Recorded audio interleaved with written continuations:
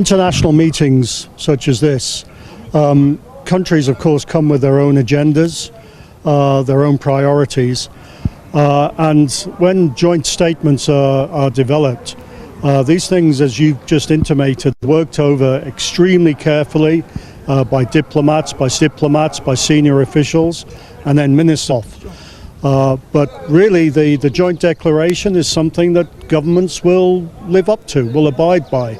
So they have to make sure they're comfortable with what is said. Yeah. Hence the deep negotiations that have been going on. Is there a time where the meeting ends and there was no agreement between the parties at all? Is this something you've seen during your time?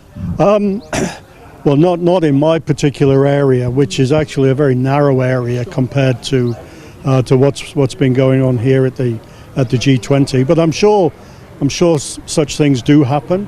I mean, we see in the news countries disagreeing, and so yes, it does happen, but I don't believe that's going to be the case here. Yeah.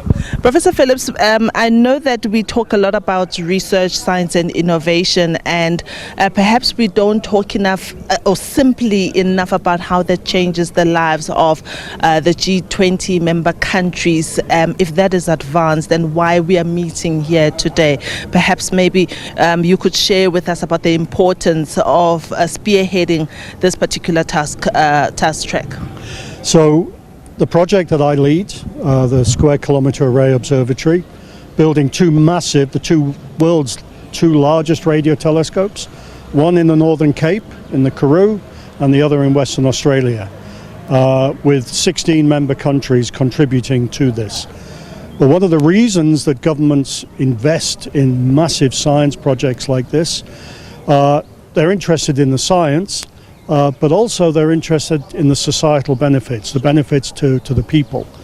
And a subject like mine, radio astronomy, has numerous examples of benefits to people.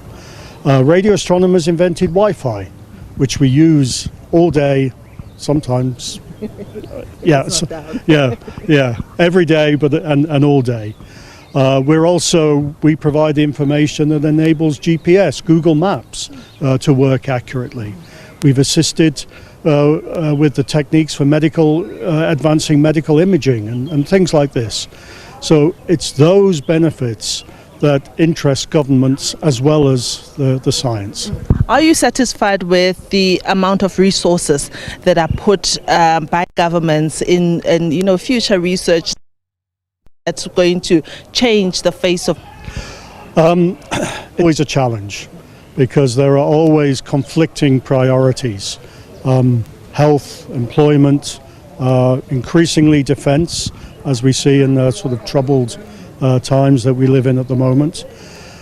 But funding science is fundamental towards looking to the future, and basic science, basic research that sometimes doesn't necessarily have an immediate feedback loop into technologies and industries.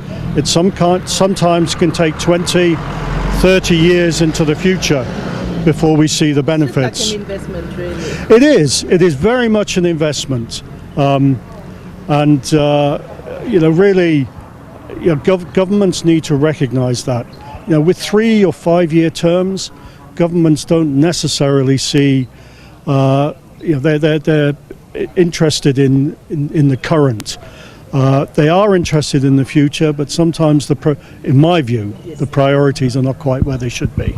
The most exciting part of this trip, you'll be taking some of the delegates, including ministers, to the SK out in the Northern Cape. Others are going to Marubing. Tell us about the thinking behind that. Well, it's a unique opportunity having this many ministerial delegations in one place, to take them out to the site, to see the magnificent infrastructure, magnificent facility that, first of all, the South African government has put there in terms of the Meerkat telescope, but then how we, the Square Kilometre Array Observatory, are expanding that to build ultimately 200 dishes out there. So we're in the middle of the construction program, but they will have a tremendous day tomorrow. But they are all having to wake up at 4 a.m. To get out there.